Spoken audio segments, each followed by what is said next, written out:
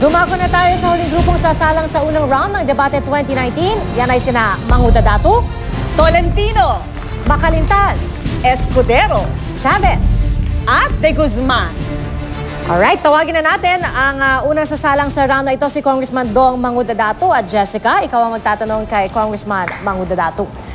Congressman Manguda Datu, ang inyo pong probinsya, ang Maguindanao, ang pangalawang pinakamahirap na lalawigan sa buong Pilipinas. Batay din po sa pag-aaral ng Ateneo School of Government, kabilang din ang Maguindanao sa mga probinsyang may pinakamaraming political dynasties, yung mga pamilya na mahigit 2 ang miyembro na nasa politika, katulad po ng inyong pamilya.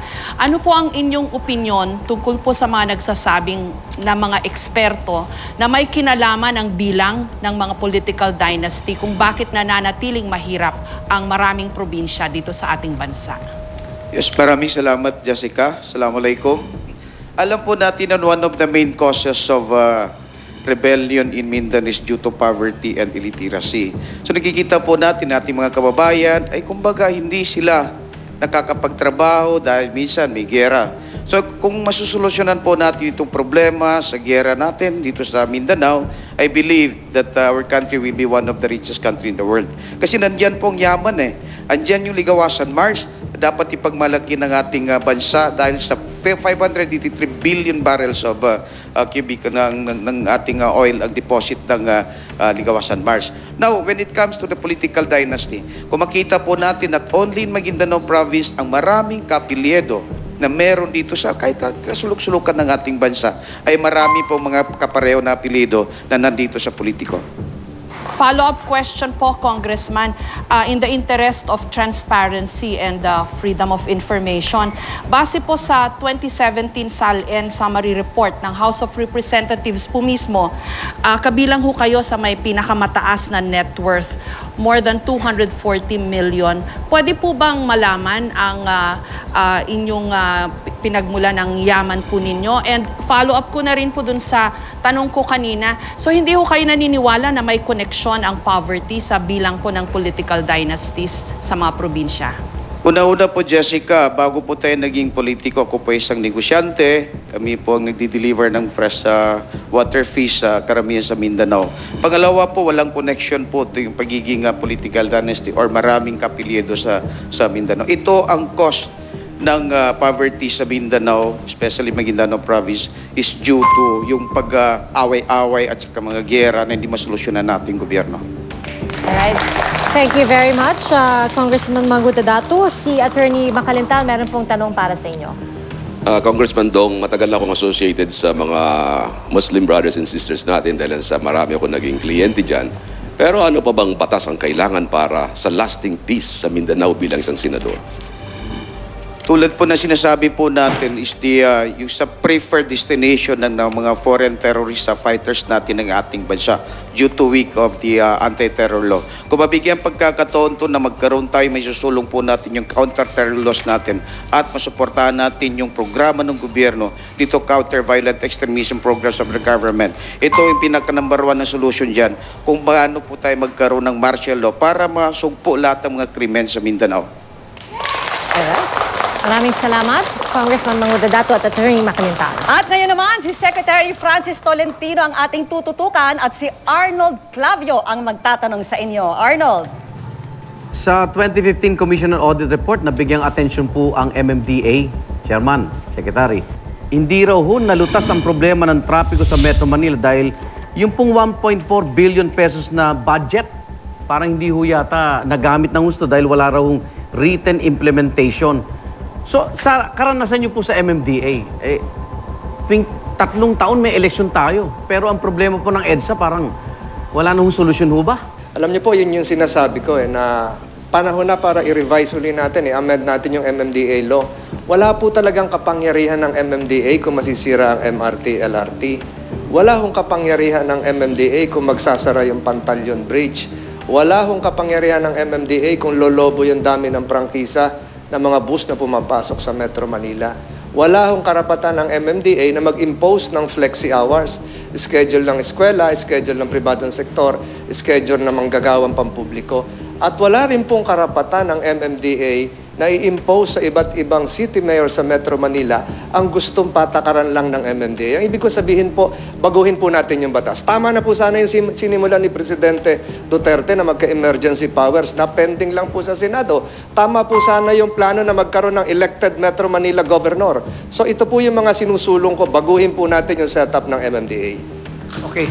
So, sa sinabi niyo pong walang kapangyarihan, sa dami ho, pabor ho ba kayong buwagin na lang ang MMDA? Hindi naman po siguro. I-pattern po natin doon sa Jakarta Metropolitan Authority na dating pinangunahan ni Presidente Widodo. I-pattern po natin sa Tokyo Metropolitan Government na maging yung mass transit system nila under nung metro governor nila. Sa MMDA po parang titular head na lang po ng Metro Manila Council yun. Secretary Francis Tolentino, wala pa ba kayong pananaw na para yung sagkaan ang mga land grabbers dito sa bansang ito na kung saan ang sabi ng LRA, 20 million na mga fixed titles na ngayon ay hindi man lang tiningnan ito. Okay. Thank you very much for your question, Mr. Chavez. Go ahead, So, Mr. ang tinutukoy po dito siguro yung land titling system natin. Ang alam ko po, yung land titling system natin, nire-revisa na ito ng ating Kongreso na bukod dun sa mga administrative issuances ng DNR, yung LRA, alam ko, computerized na yan, napakalaking problema ho yan. It will need an entire overhaul of our torrents title system na minana pa natin sa Australian system. So, ibang usapin po ito, sir. Palagay ko po, babaguhin yung batas natin sa land titling. Alright, Secretary Tolentino, maraming salamat po sa inyo. Si Attorney Romy Macalintal naman ang sasalang sa tanungan at si Mel Tiangco ang panelist na magtatanong sa kanya. Attorney Macalintal, minsan pong nabanggit ninyo na ang inyong gagastusin sa eleksyon, sa inyong kampanya, ay mula 3 hanggang 5 milyon lamang. Ano po, yun ang gagamitin daw ninyo. At sinabi nyo rin na kayo'y lalapit na lamang sa mga kaibigan para madagdagan yung inyo lamang maliit na budget, no? At meron pa kayong sinabi na pwede kayong mag-alok o inyong inialok na nga yung tinatawag na exchange deal sa mga kaibigan ninyo. Pwede kaninyo, no? Pwede yung kayong bahala sa legal problems nila at sila naman bahala sa legal problems ninyo. Ay, sa political problems ninyo sa kanilang lugar. Parang yun po, sabi nila sa English yung, it leaves a bad taste in the mouth. Parang hindi kaya ito pwedeng maging conflict of interest kung kayo nga ay palarin at malagay sa Senado. Wala man ako nakakita ng conflict of interest doon kasi lahat ng mga kliyente ko, yung mga politiko, mga natulungan ko, mga kandidato. Kaya ang hinihiling ko naman sa kanila, ikampanya din nila ako doon sa mga lugar nila sapagkat sila yung mga leaders din ng nasabing mga areas. Kaya kung sakaling humingi ako ng corresponding na tulong at yun naman kung kukunin lang aming serbisyo, ay wala naman sigurong masama doon. Dahilan sa aking pananaw, ay ang mga serbisyong binibigay ko sa kanila ay may corresponding na mambayad din. At ako naman sa aking position ngayon bilang isang election lawyer, ako'y naniniwala na hindi ko naman kailangan masyadong gumastos ng malaki. Ayoko na ako ay gagastos napakalaki pagkatapos ay kukuha lamang ako ng kung ano-ano pag ako'y naging senador na. Yun ang mas bad taste. Hindi bad taste yung makipag-exchange deal ka. Kahit dito sa inyo, meron kayong mga exchange deal halimbawa sa ibang mga commercials, pero hindi bad taste yan, kundi bahagi ng ating pamumuhay o pangangailangan. Pero parang ang ano po ang magiging problema ay kung kayo nga ay maluluklok bilang isang senador.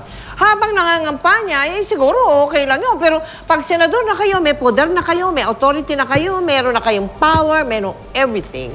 Siyempre, ika nga nila, wala naman libre sa politika. Di po ba? At yaman parang naaninagan na rin yan ng publiko noon sa mga nagdaang mga eleksyon.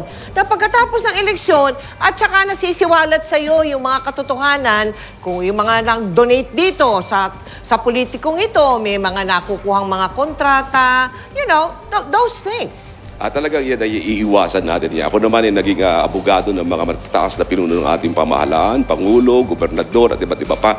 Pero kahit kailan, hindi ako humingi ng anumang project, hindi ako humingi ng anumang transaksyon, walang makapagsasabi sa lahat ng maging kliyente ko na ako ay ginamit ko yung aming relasyon. Kung ano ang tama, yun ang aking susundin. Kung ano ang kinakailangan, yun ang aking gagawin. Ako ang investigador ninyo sa Senado at tandaan nyo, hindi ko rin naman sila tatantanan. Maraming salamat, Mel at Attorney Makalintal. Si Cal Yodi ang unang pumindot sa kanyang buzzer, so siya po ang maaaring magtanong ngayon. Kay Atty. Makalintal, alam ko ay matagal na lawyer ng COMELEC. Malaking problema natin sa bansa yung political dynasty. Baka naman, ano bang naiisip po para matigil na yung pamumuno ng mga political dynasty? Well, una-una, hindi ako abogado ng COMELEC. Kahit kailan, hindi ako naging abogado ng anumang pamahalaan, hindi pa ako nakapagsilbi sa ating pamahalaan. Yang political dynasty, ang problema niyan, siyempre, kung tayo mahahalal, tayo ang may gagawa, ang dapat magresolba niyan. Kaya nga tayo inihalal ng taong bayan para maiwasan at gawin natin ang nararapat para maiwasan yung political dynasty na yan. Kailangan yan ang constitutional change. Kailangan niya na yung very specific sa Constitution ang definition ng political dynasty. Maraming salamat, Attorney Makalintal. At ngayon naman, pakinggan natin ang kaisa-isang babae sa grupo nito, si Miss Agnes Escudero. Kayo na po. Si Mel Tiaco po ang magtatanong sa inyo. Mel. Miss Escudero, kayo po ay isa sa mga leader ng grupong kung tawagin ay Tribal Government of the Philippines. Tama po ba? Nakasaad po kasi dyan sa inyong aims and responsibilities ng inyong grupo. Ano po? Na isa sa inyong mga adhikain is to train tribal forces to defend their ancestral lands. Kung ating pong sasali sa ating wika, turuan ang ating mga katutubong tribo kung paano ipagtatanggol ang kanilang lupaing ninuno. Naku, medyo may laman po yun. Ano po? Siguro magandang paliwanag ninyo. Paano po nyo tuturuan? Hindi nyo po natatanong. Sa panahon pa nabuhay pa si Secretary Angelo Reyes. Pumunta po kami sa kanya para isabihin na kailangan na paigtingin ang Ancestral Home Defense Force. At sa panahong 2002, doon po nagkaroon ng quota ang Armed Forces of the Philippines na bigyan ng nagkaroon ng CAFGU forces ang ating gobyerno na puro indigenous peoples. Yun po ay sa panahon ni Angelo Reyes. At panahon din po yun na nagkaroon na ng training. Doon nag-umpisa. Ilining po namin yan sa Armed Forces of the Philippines. Kaya po ngayon, meron ng mga CAFGUs na indigenous peoples. At sumusweldo po sila. Hindi nga lang kasing taas ng sweldo ng regular na armed forces. Meron po ba kayong naiisip na batas o policy baga na nais yung isulong sa kasalukuyan, no? Na para itong maisakatuparan ninyo yung mga aims and responsibilities na nakasaad dito sa inyong tribal government of the Philippines. Do you want a new government for the indigenous people? Is this what you want? No. Ano po yan? The tribal government of the Philippines, ang marami pong sinusunod namin yan ay mga instruction ng mga ninuno. We receive messages from the ancestors. Like for example, the climate change. Just recently po, nagkaroon ng mensahe ang Apo na kailangan magkaroon tayo ng mga ritual. At kalabaw ang hiningi doon for the ritual. So, gumagawa tayo ng paraan para yung mga messages na yan, na mga unwritten messages ng mga ninino, ay magawa natin at mahingian natin ng tulong. Ayan, mukhang may gusto atang ihirit si Congressman Manguda Datu. Congressman, go ahead. Yes, Mrs. Escudero, we know that we have 187 languages in our country. At ako po ay isang membro din ng katutubo. Meron na po tayong IPRA-law. Ano bang mga isusulong mo kung ikaw ay papalari bilang isang senador ng ating bansa? Okay. Ang problema sa indigenous communities natin, sa mga kabundukan, ay wala talagang definite source of income. Habang nagpapalakas sila, nagpapatubo sila ng palay, ng mais, wala silang ibang pinagkakaabalahan. Kailangan natin ng Barangay Industrialization Act na kung saan magbibigay tayo doon ng mga livelihood talaga na intended sa mga community, especially for the indigenous peoples. Alright, salamat sa inyo, Ms. Escudero and Congressman Manguda Datu. At dumako naman tayo kay Ginoong Melchor Chavez. Si Jessica Soho ang nabunot niyang panelist. Jessica? Mawalang galang na po, Ginoong Chavez. Pero simula po noong 1992, ay 8 beses na po kayong tumakbo for senator. 5 beses kayong idineklarang nuisance candidate at 3 beses na rin po kayong pinayagang tumakbo pero natalo. Pwede ho bang malaman bakit pursigido pa rin ho kayong maging senador? Alam mo, Jessica, kung ako'y hindi na magtatakbo, wala na akong pag-asang manalo. Gusto kong manalo kasama ni Pangulong Duterte sa Senado. Dahil matapang si Pangulong Duterte, ay dapat basta sa tama lang, lalo lang tatapangan ko. Pero pag wala naman, ay di lalo rin tatapangan kong hindi tama ang ginagawa ni Pangulong Duterte. Kaya sa tingin ko, ang aking pananaw ay para makita natin ng ating mga kababayan na ang serbisyo para sa bayan ay wag nang mawawala sa ating mga buong Pilipinas. Dahil dito sa problemang ito, ang Kamindanawan may problema. Ang ating Visayas may problema. Ang Luzon may problema. Kaya ayusin natin at pag ako'y nanalo, sigurado ho akong para sa tao. Pwede ho bang malaman na Mr. Chavez, saan po manggagaling ang inyong mga resources para ipagpatuloy po ang inyong kampanya? Sa tingin ko, Jessica, ang aking pananaw at ang aming samahan na Citizen Crime Watch na sa tingin ko'y 5 million ang mga members, ito ang daan na para tulungan ang aking kandidatura at naibalik ko sa ating mga kababayang serbisyo publiko para huwag manangurakot at magserbisyo sa tao. Ang susunod na sasalang, si Calyodi De Guzman at si Mel Tiangco naman po ang magtatanong sa inyo. Mel. Thank you, Vicky. Mang Yodi, napakatagal na po ninyo sa kalsada eh. Di po ba? Mahigit 40 years na ba? 35. 35 years. And you bilang chairman ng Buklurang Manggagawang Pilipino, ano po? Para sinusulong ninyo yung end of contract, hindi po ba? At yun ang contractualization. Mang Yodi, sa dami-dami ng mga nagpanukala na, ano po, natapusin nga yung endo, yung ganyan, ano. Mga veteranong mga politiko pa yun. Di po ba? Wala, hanggang ngayon, wala. Wala nangyayari dyan eh. What makes you think na kayo, baguhan, no? Pwede kayong gumawa ng ganung kalaking pagbabago sa inyong mga ranggong labor, in the labor groups? Yan, Mel, yan ang dahilan kung bakit ako tumakbo. Dahil yung ating Senado at Kongreso, majority dyan ay puro mga nasa bulsa ng mga kapitalista. Kaya hindi magawa yung isang batas na talagang magbabawal sa kontraktualisasyon. Ang masakit nga, sa halip na ipagbawal, tulad ng pangako, ay naging legal ang kontraktualisasyon ngayon dahil pinanatili yung third party, yung labor contractor, yung manpower agency.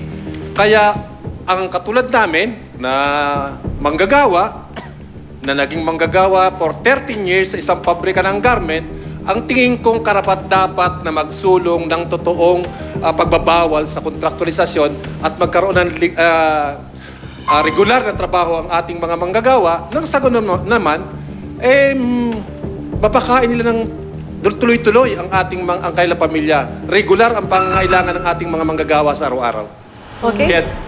Mang Yodi, kayo na rin nagsabi, hindi simple. Hindi nakukuha ng pagsusulat ng batas. Meron ba kayo naiisip na bago? Na hindi pa nagagawa? O naiisip na bago na pwedeng gawin? Para nga maisakatuparan na yung inyong naisin na yan. Ang ginawa namin, kami 5 kaming tatakbo ngayon mula sa kaninang mga manggagawa at magiging kami ang mananawagan sa aming mga miyembro na kumbinsihin yung mga makakaupong mga senador para bigyan ng katarungan at hustisya yung ating mga manggagawa na siyang productive forces ng ating lipunan ay dapat silang bigyan ng ng recognition at bigyan ng dignidad. Alright. Mr. De Thank you. Guzman, may pahabol na tanong po sa inyo si Secretary Tolentino dito sa ating graded recitation. Go, Secretary. Kalyodi, marami po ako naririnig at ito po gaya sa ibang bansa, sa Amerika, sinusulong na rin yung ating mga senior citizens na malalakas pa na bumalik sa labor force dahil productive pa naman sila, malulusog at nasa tamang edad pa. Sangayon po ba kayo dyan na ibalik yung ating mga senior sa labor force? Sang-ayon ako dyan, batay dun sa trabahong ibibigay sa kanila, yung hindi mabibigat. Dahil lalo na kung kaya pa namang magtrabaho, sa ibang bansa ay nangyayari na mga tagalinis ng mga airport, yung ating mga senior citizens. Payagan pa natin silang makapaglingkod sa ating bayan. Alright. Marami pong salamat sa inyo, Kalyodi at Secretary Tolentino.